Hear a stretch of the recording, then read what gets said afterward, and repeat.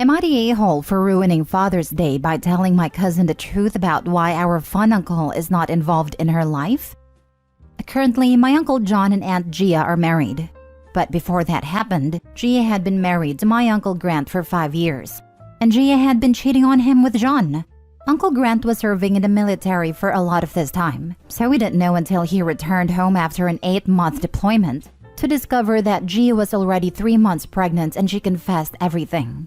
My grandparents sided with Uncle Grant at first, but after they learned that John was going to marry Gia for the baby, my cousin Zoe, they told Uncle Grant to think of what's best for the baby and forget John and Gia's cheating. Uncle Grant doesn't talk to them anymore, but kept in contact with my dad and our family. Uncle Grant also doesn't have a relationship with Zoe or her younger siblings, John Jr. and Emmy. He explained to me when I asked him as a teenager that he feels keeping his distance is the kindest thing, because he does feel resentment. And he knows it wouldn't be fair to Zoe to bring that kind of energy around her, which I understand. Since yesterday was Father's Day, me and my immediate family hung out with Uncle Grant in the morning and went to my grandparents' house in the evening for dinner. Zoe was at my grandparents' house with her parents and siblings, and she complimented my necklace and asked how I got it. I kept my response vague by saying, "Oh yeah, I got it as a birthday gift." And Zoe responded, "It was from Uncle Grant, isn't it?" Side note, Uncle Grant is the only one in our family who really has money, so I realize now how that would be obvious. I couldn't avoid it anymore without lying since Zoe asked directly, so I told her yes. Zoe got angry, saying that she knows from her parents that me and my brother constantly do fun stuff and get nice things from Uncle Grant. And she demanded to know why she and her siblings have never gotten that same treatment from him. Zoe then made a nasty accusation as to why Uncle Grant only treats me and my brother the way he does. At that point, I pulled Zoe into a private room and offered to tell her the truth, but warned her that her parents did some bad things, and knowing would probably change the way she looks at them. Zoe still insisted on knowing, so I told her what happened in as unbiased a way as possible. Obviously, Zoe was shocked and upset. She ended up getting into an argument with her parents and they went home early. Several different family members called me after, and apparently it's a crap show at John and Gia's house. Zoe wants to stay with our grandparents and is giving her own parents the cold shoulder. John Jr. is suspicious and asking questions, and Emmy is upset/confused because Zoe and her parents were all pretty close before. Only my parents, brother, and Uncle Grant have my back. All the other adults in the family said I ruined Father's Day and should have left the past in the past. But Zoe will be 18 in August and demanded the truth, and I felt she has a right to know. Am I the a-hole? Added for clarification, Uncle Grant, John, and my dad are all biological brothers. Gia has no biological relation to me. Now for the top comments. Not a-hole. She asked a question. You warned her she might not like the answer, and she still insisted. All you did was tell the truth. At 17, she deserves to know the truth. John and Gia are just facing the consequences of their cheating, and the family members giving you crap about this are probably the ones who insisted on hiding Gia's cheating. Edited to add, holy smokes, I just saw the edit that John is the biological brother of Grant. So Gia cheated on Grant with his brother. This just got so much worse. This just reaffirms my stance that you are super not the a-hole. But John and Gia? Screw them. They're huge a-holes. I can totally understand Grant keeping his distance because John just carpet bombed that relationship with his brother. My God, his own brother? Definitely not the a-hole, OP. Not at all. Good luck dealing with this. Not a-hole. Zoe then made a nasty accusation as to why Uncle Grant only treats me and my brother the way he does. This is something that had to be stopped before rumors started flying around and Grant's character was assassinated. Anyone who can make references to grooming and exploitation of children out of pure rank jealousy can be told, hey, you're an affair baby, and our uncle doesn't like you nor wants to be around you because of your mother and father's betrayal of him. It's not like Zoe's some innocent 8-year-old. She has awareness of dark family stuff. Her dark family stuff isn't even as dark as what she was accusing Uncle Grant of. If she is happy to spout one as an untruth, she can cope with the other as hard facts. People have had lives ruined for that kind of stuff. Poor Uncle Grant is just trying to enjoy the family he has left. It wasn't that kind of accusation. Zoe accused Uncle Grant of being closer to me and my brother because we have lighter skin than Zoe and her siblings, which, as I said, is still a nasty and completely untrue accusation. Next story.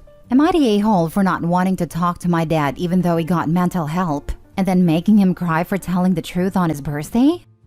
My dad used to be abusive. It got so bad that my mom and him lost custody of us. My grandparents adopted all 5 of us, and my mom left my dad after getting an ultimatum from my grandparents, and life just kind of went on. Fast forward to today, 13 years later. I'm 25 and I'm disappointed to say that my grandparents died and my mom went back to my dad. All of my siblings also reconnected with him and say he changed completely, although most are not close to him.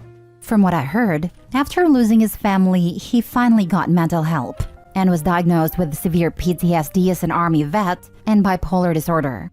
He spent the better part of a decade getting professional help and looks like it worked. Now my brother and mom are guilt-tripping me into talking to him. They constantly tell me how he was mentally unwell and to give him a second chance since he misses me and wants to make things right. But I really don't want to. I'm glad everyone's happy, but I just don't want to put myself through all that. I have lived 13 years without him. I don't want to have any contact with him ever again. I live on my own, so they can't do anything about it, really. They are basically saying that he wants to be absolved of his past, and by not wanting to talk to him and living in the past, I'm making an old man's life miserable, since his sins are following him. They keep saying he just wants to hear my voice. I still ain't budging because I feel like he gave away that right a long time ago. Recently, it was my dad's 70th birthday and they invited me. I said no, but apparently they made up some convoluted story that I was on a vacation abroad and sent a photo of me and my boyfriend with a text saying, "Happy 70th birthday, Dad. Love, Opie," to my dad. Apparently, he loved it and started brainstorming ideas where to meet with me to talk after I get back from my trip. My sister was present and texted me what had happened. I got so mad that I called my brother and told him to put me on speaker and told everyone at the birthday that I didn't send that message and don't want to have anything to do with my father, and then hung up. I got missed calls from my brother and later a text calling me heartless and asking me if I'm proud of myself for making a 70-year-old man cry on his birthday.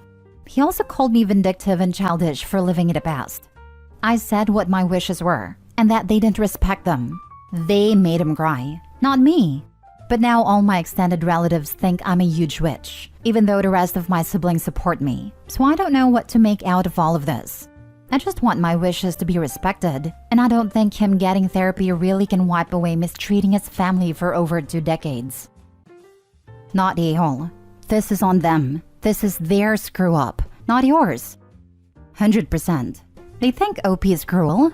They're the ones demanding a victim play nice to their abuser and getting the old man's hopes up in some sort of sick, weird attempt to manipulate and guilt the victim into it when they set clear boundaries. Actions have consequences. If this man is truly holding himself accountable for the harm he caused, he would not expect anything from OP. And we don't have his side. But if he actually respected OP's wishes and was willing to respect her space, and these people got his hopes up anyway, holy Christ, that's so awful. Honestly, sounds as if OP not speaking to him is an uncomfortable reminder of the past for them. Can't think of any other reason for them to be hounding you like this. Well, OP isn't responsible for their feelings about their relationship with him. One of the big things that helped me make peace with my dad is that when I took him to therapy and said everything I needed to say, he just accepted it was his fault and said he was sorry. I had been so scared that he would get defensive because the harm had occurred years ago, or because he'd got in therapy and changed, but he never invalidated any of my feelings. I think that showed me that he really had changed, and that he truly did want to work things out and move on. Had he put up a wall or tried to direct the conversation, I might not be talking to him anymore today. Hey, you had to live through his PTSD. Now they can live with yours. Seriously, a parent's mental illness can have devastating effects on the minds of children. I hope you're in therapy. Next story. Am I the a-hole for not inviting my daughter to my wedding? I, 47, have been low contact with my daughter Noelle for 3 years at this point. I went low contact with her. There is a lot that happens. But my last straw was when she was 23, she stole my credit card and racked up close to $4,000. There was a lot more to it. but that was my last straw. Anyways, I'm getting married. I've been with him for 10 years and we are doing a very small gathering with my 2 other kids, his kids, and my grandma. So a total of 8 people. Noelle is better now, got her life together, and we are talking more often. But I didn't invite her. I don't trust her not to pull a stunt at the wedding. It got back to her and she got angry. Long arguments on both sides, and in the end, she called me an ass. My kids are divided on this issue, so I want an outside opinion. Thank you for everyone's comments. I think I'm fine if this ends my relationship with her. If she wants to cut contact since I'm not healed enough or trust her enough after all she did, then it's on her. It's been 3 years of low contact, and my life has been better. I don't think no contact would change any of that. Now for the top comments. Has she apologized or made amends or done anything that acknowledges how much trouble she caused? Or is it more like she slid back into your life with, "Hey, I'm better now"? It's more sliding back and going, "I'm better now" for me. If I try to bring up the past, it's a lot of changing the subject. I know she apologized to her sister, but it didn't end well. Did she steal her sister's credit card too? Basically try to steal her boyfriend. She set her sister up on multiple blind dates, harassed her, sent explicit texts to her boyfriend. When that didn't work, she went over to her boyfriend's house, and the cops were called on her when he turned her down and she wouldn't leave. He broke up with my other daughter since he didn't want to deal with Noelle. Not a-hole. She broke your trust and has to work to rebuild your trust before you can fully invite her back into your life. Reading Opie's comments, her daughter has a lot to make up for to the whole family. She stole and sold grandma's jewelry given to grandma from her dead husband. Everyone should read the comments. She did some crafty stuff. No a-holes here, at least not now. Do understand though that not inviting her to your wedding will be taken as a decision not to have a relationship with her. That's a decision you're free to make, but you can't expect her not to be hurt and angry about it. Opie's comment history indicates that daughter has bad blood with all but one person who will be in attendance, and has a history of trying to start fights. I can understand why you wouldn't want to risk it on your wedding day. Not the a-hole. Last story. Am I the a-hole for agreeing to take my niece on holiday but not her stepsister? This concerns my daughter Maddie, my brother Jason's daughter Bella, and his wife Tracy's daughter Sarah. All 3 girls are 11 and go to the same school. Bella and Maddie have always been close. So close that our family jokingly calls them the twins. They do the same extracurriculars at school and often have sleepovers, etc. I wasn't really surprised that when I picked the 2 girls up a few days ago, Maddie asked if we could have Bella come traveling with us for the summer. We always go away for pretty much the whole summer, and this year will be to 3 countries in continental Europe. I had no problem with Bella coming along, so said I would talk to Jason about it. We agreed that Bella could come. Jason and his ex would cover the cost of her flights, a subsidized contribution to accommodation, and give her a credit card for any expenses. Obviously, I will pay for most things, but this is for souvenirs or emergencies. The girls are thrilled. Over the weekend, I got a call from Tracy who is upset that I didn't invite Sarah on the trip. She said it was cruel of me to not offer her to take Sarah as well, since I know she has trouble socially at school as well as trouble getting along with Bella. She said me not inviting Sarah on the trip showed that we didn't think of her as family. Tracy said Sarah's devastated over this. I explained that I didn't invite anyone on this trip. Maddie did. To me, her inviting Bella is like her inviting a friend. It's not a family trip. The girls are just also friends. Jason is now getting pressure from Tracy not to let Bella go on the trip if Sarah isn't going. And he says he does see the point about it being unfair and exclusionary. His ex is now arguing, saying Bella should go anyway. And I agree. I think not allowing Bella to go because of Sarah is going to cause more problems between them. Jason asked if I would consider bringing Sarah on the trip as well, and I said no. This is my holiday too, and I don't want to spend it refereeing, bickering between girls who are forced to spend time together.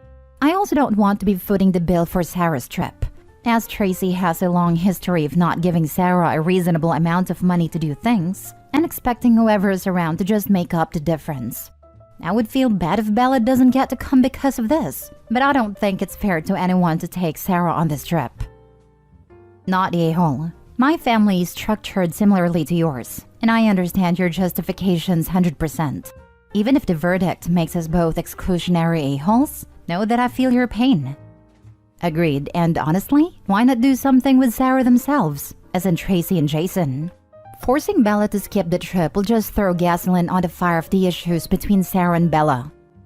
Yes, have them do the messy work of parenting a disappointed kid, and maybe help her learn some things. Tracy's doing well at ensuring the girls get along even less well. Does she think her daughter will have a good time playing third wheel to two girls who don't want her there? It is not Bella's job to make up for her stepsister's social awkwardness. As her mom, Tracy should be encouraging her in activities she enjoys and finding friends that way, not a-hole. I'm curious what Tracy would do if it was a non-related close friend asking Bella to accompany their family on a European vacation, provided they know and trust the family well. Would she also try to insist this family, who essentially has no real relationship with Sarah, bring her on their months-long trip? Or deprive her stepdaughter from a once-in-a-lifetime experience for the sake of fairness? Not a-hole. You nailed it with "our family jokingly calls them the twins." Sorry, Tracy. Their relationship was established deep long ago, and you being the way you are does not help.